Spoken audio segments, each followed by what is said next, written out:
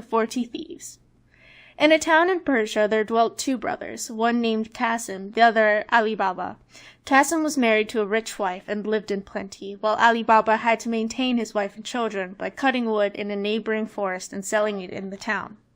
One day, when Ali Baba was in the forest, he saw a troop of men on horseback coming toward him in a cloud of dust. He was afraid they were robbers, and climbed into a tree for safety. When they came up to him and dismounted, he counted 40 of them. They unbridled their horses and tied them to trees. The finest man among them, whom Ali Baba took to be their captain, went a little way among some bushes and said, "Open, Sesame," so plainly that Ali Baba heard him. A door opened in the rocks, and having made the troop go in, he followed them, and the door shut again of itself. They stayed some time inside, and Ali Baba, fearing they might come out and catch him, was forced to sit patiently in the tree. At last the door opened again, and the 40 thieves came out. As the captain went in last, he came out first and made them all pass by him. He then closed the door, saying, "Shut, Sesame."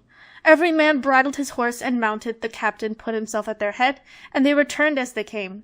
Then Ali Baba climbed down and went to the door concealed among the bushes, and said, "Open, Sesame," and it flew open. Ali Baba, who expected a dull, dismal place, was greatly surprised to find it large and well lighted, hollowed by the hand of man in the form of a vault, which received the light from an opening in the ceiling. He saw rich bales of merchandise, silk, stuffed brocades, all piled together in gold and silver in heaps, and money in leather purses.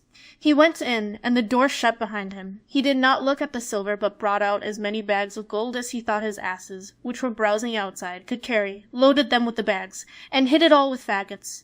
Using the words, "Shut, Sesame," he closed the door and went home.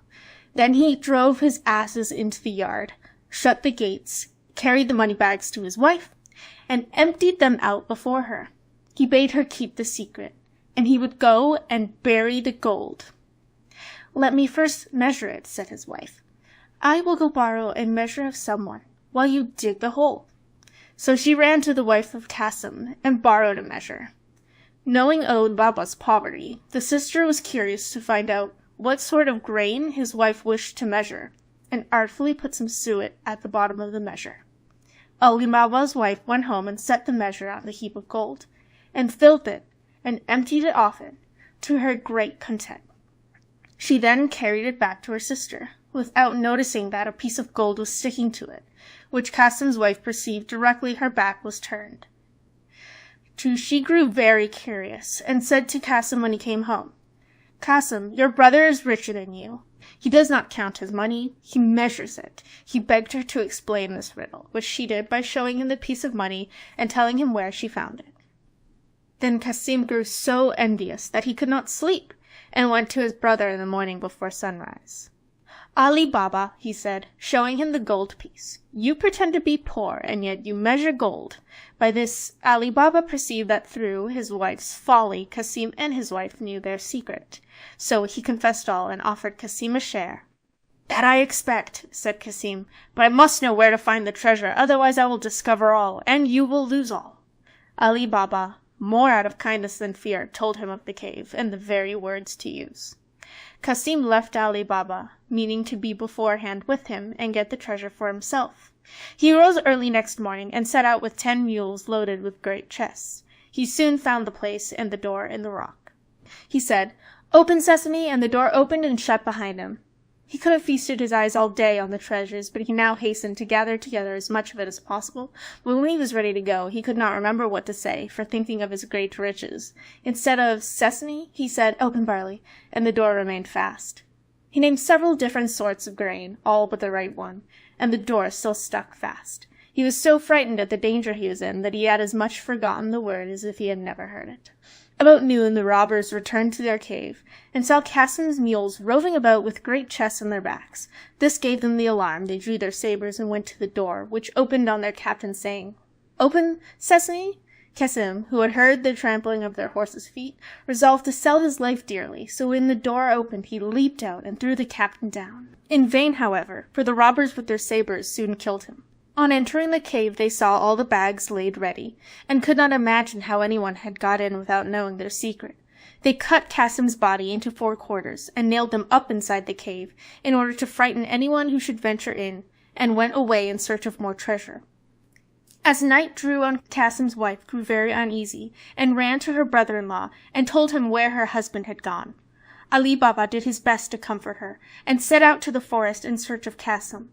The first thing he saw on entering the cave was his dead brother. Full of horror, he put the body on one of his asses, and bags of gold on the other two, and covering all with some faggots, returned home. He drove the 2 asses laden with gold into his own yard, and led the other to Kasim's house. The door was opened by the slave Morgiana, whom he knew to be both brave and cunning. Unloading the ass, he said to her, "This is the body of your master, who has been murdered, but whom we must bury as though he had died in his bed. I will speak with you again, but now tell your mistress I am come." The wife of Kasim, on learning the fate of her husband, broke out into cries and tears, but Ali Baba offered to take her to live with him and his wife if she would promise to keep his counsel and leave everything to Morgiana, whereupon she agreed, and dried her eyes. Morgiana meanwhile sought an apothecary and asked him for some lozenges. "My poor master," she said, "can neither eat nor speak, and no one knows what his distemper is." She carried home the lozenges, and returned the next day weeping, and asked for an essence only given to those just about to die. Thus, in the evening, no one was surprised to hear the wretched shrieks and cries of Kasim's wife and Morgiana, telling everyone that Kasim was dead. The day after, Morgiana went to an old cobbler near the gates of the town, who opened his stall early, put a piece of gold in his hand, and bade him follow her with his needle and thread.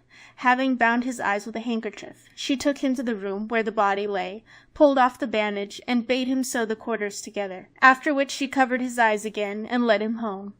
Then they buried Kasim, and Morgiana his slave followed him to the grave, weeping and tearing her hair, while Kasim's wife stayed at home, uttering lamentable cries. Next day she went to live with Ali Baba, who gave Kasim's shop to his eldest son. The 40 thieves, on their return to the cave, were much astonished to find Kasim's body gone, and some of their money bags. "We are certainly discovered," said the captain, "and shall be undone if we cannot find out who it is that knows our secret. 2 men must have known it. We have killed one. We must now find the other. To this end, one of you, who is bold and artful, must go into the city dressed as a traveler, and discover whom we have killed, and whether men talk of the strange manner of his death. If the messenger fails, he must lose his life, lest we be betrayed." One of the thieves started up and offered to do this, and after the rest had highly commended him for his bravery, he disguised himself, and happened to enter the town at daybreak, just by Baba Mustapha's stall. The thief bade him good day, saying, "Honest man, how can you possibly see to stitch at your age?" "Old as I am," replied the cobbler, "I have very good eyes, and will you believe me when I tell you that I sewed a dead body together in a place where I had less light than I have now?" The robber was overjoyed at his good fortune, and giving him a piece of gold, desired to be shown the house where he stitched up the dead body. At first Mustapha refused, saying that he had been blindfolded, but when the robber gave him another piece of gold, he began to think he might remember the turnings if blindfolded as before. This means succeeded. The robber partly led him, and was partly guided by him, right in front of Kasim's house, the door of which the robber marked with a piece of chalk. Then, well pleased, he bade farewell to Baba Mustapha and returned to the forest. By and by Morgiana, going out, saw the mark the robber had made, quickly guessed that some mischief was brewing, and fetching a piece of chalk marked 2 or 3 doors on each side, without saying anything to her master or mistress. The thief meantime told his comrades of his discovery. The captain thanked him and bade him show him the house he had marked. But when they came to it, they saw that 5 or 6 of the houses were chalked in the same manner. The guide was so confounded that he knew not what answer to make, and when they returned he was at once beheaded for having failed. Another robber was dispatched, and, having won over Baba Mustapha, marked the house in red chalk. But Morgiana being again too clever for them, the second messenger was put to death also. The captain now resolved to go himself, but wiser than the others. He did not mark the house, but looked at it so closely that he could not fail to remember it. He returned and ordered his men to go into the neighboring villages and buy 19 mules and 38 leather jars, all empty except one, which was full of oil. The captain put one of his men, fully armed, into each, rubbing the outside of the jars with oil from the full vessel.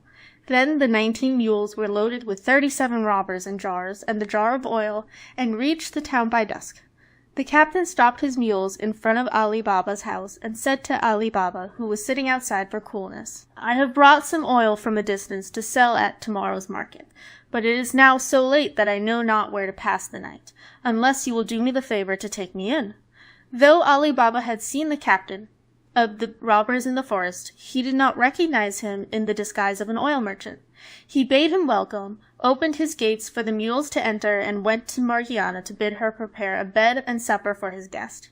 He brought the stranger into his hall, and after they had supped, went again to speak to Morgiana in the kitchen, while the captain went into the yard under pretense of seeing after his mules, but really to tell his men what to do. Beginning at the first jar and ending at the last, he said to each man, "As soon as I throw some stones from the window of the chamber where I lie, cut the jars open with your knives and come out, and I will be with you in a trice." He returned to the house, and Morgiana led him to his chamber. She then told Abdallah, her fellow slave, to set on the pot to make some broth for her master, who had gone to bed. Meanwhile her lamp went out, and she had no more oil in the house. "Do not be uneasy," said Abdallah. "Go into the yard and take some out of one of those jars." Morgiana thanked him for his advice, took the oil pot, and went into the yard. When she came to the first jar, the robber inside said softly, "Is it time?" Any other slave but Morgiana, on finding a man in the jar instead of the oil she wanted, would have screamed and made a noise, but she, knowing the danger her master was in, bethought herself of a plan, and answered quietly, "Not yet, but presently." She went to all the jars, giving the same answer, till she came to the jar of oil. She now saw that her master, thinking to entertain an oil merchant, had let 38 robbers into his house. She filled her oil pot, went back to the kitchen, and having lit her lamp, went again to the oil jar, and filled a large kettle full of oil. When it boiled, she went and poured enough oil into every jar to stifle and kill the robber inside. When this brave deed was done, she went back to the kitchen, put out the fire and the lamp, and waited to see what would happen. In a quarter of an hour the captain of the robbers awoke, got up, and opened the window. As all seemed quiet, he threw down some little pebbles which hit the jars. He listened, and as none of his men seemed to stir, he grew uneasy, and went down into the yard. On going to the first jar and saying, "Are you asleep?" he smelt the hot-boiled oil, and knew at once that his plot to murder Ali Baba and his household had been discovered. He found all the gang was dead, and missing the oil out of the last jar, became aware of the manner of their death. He then forced the lock of a door leading into a garden, and climbing over several walls made his escape. Morgiana heard and saw all this, and rejoicing at her success went to bed and fell asleep. At daybreak Ali Baba arose, and seeing the oil jars still there, asked why the merchant had not gone with his mules. Morgiana bade him look in the first jar and see if there was any oil. Seeing a man, he started back in terror. "Have no fear," said Morgiana, "the man cannot harm you, he's dead."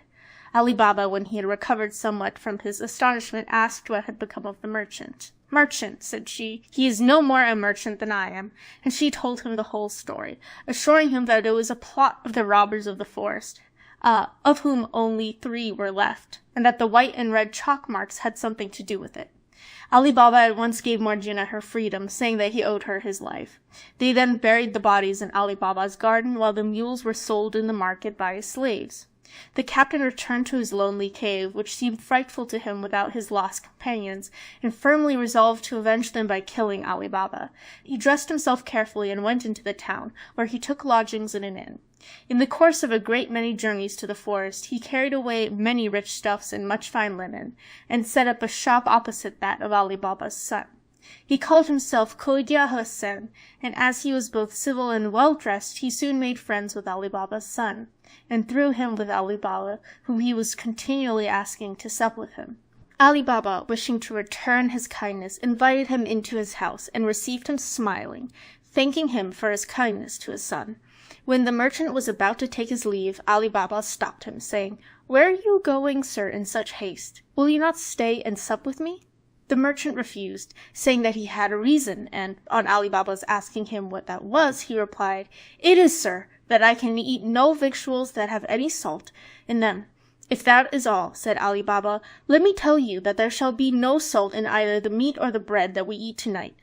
He went to give this order to Morgiana, who was much surprised. "Who is this man," she said, "who eats no salt with his meat?" "He is an honest man, Morgiana," returned her master, "therefore do as I bid you." But she could not withstand a desire to see this strange man, so she helped Abdallah to carry up the dishes, and saw in a moment that Chogia Hassan was the robber captain, and carried a dagger under his garment.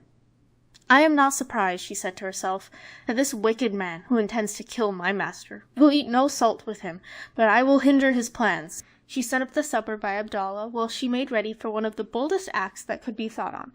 When the dessert had been served, Kohei Hassan was left alone with Ali Baba and his son, whom he thought to make drunk and then to murder them. Morgiana, meanwhile, put on a headdress like a dancing girl's and clasped a girdle round her waist, from which hung a dagger with a silver hilt, and said to Abdallah, "Take your tabor and let us go and divert our master and his guest." Abdallah took his tabor and played before Morgiana until they came to the door, where Abdallah stopped playing, and Morgiana made a low courtesy. "Come in, Morgiana," said Ali Baba, "and let Kohei Hassan see what you can do." And turning to Kohei Hassan, he said, "She's my slave and my housekeeper." Kohei Hassan was by no means pleased, for he feared that his chance of killing Ali Baba was gone for the present. But he pretended great eagerness to see Morgiana, and Abdallah began to play and Morgiana to dance. After she had performed several dances, she drew her dagger and made passes with it, sometimes pointing it at her own breast, sometimes at her master's, as if it were part of the dance. Suddenly, out of breath, she snatched the tabor from Abdallah with her left hand, and holding the dagger in her right hand, held out the tabor to her master. Ali Baba and his son put a piece of gold into it, and Kohei Hassan, seeing that she was coming to him, pulled out his purse to make her a present, but while he was putting his hand into it, Morgiana plunged the dagger into his heart. "Unhappy girl!" cried Ali Baba and his son. "What have you done to ruin us?" "It was to preserve you, master, not to ruin you," answered Morgiana. "See here," opening the false merchant's garment and showing the dagger. "See what an enemy you have entertained. Remember, he would eat no salt with you. And what more would you have? Look at him. He is both the false oil merchant and the captain of the 40 Thieves." Ali Baba was so grateful to Morgiana for thus saving his life that he offered her to his son in marriage, who readily consented, and a few days after the wedding was celebrated with greatest splendor. At the end of a year, Ali Baba, hearing nothing of the 2 remaining robbers, judged they were dead, and set out to the cave. The door opened on his saying, "Open, sesame!" He went in and saw that nobody had been there since the captain left it. He brought away as much gold as he could carry and returned to town. He told his son the secret of the cave, which his son handed down in his turn, so the children and grandchildren of Ali Baba were rich to the end of their lives.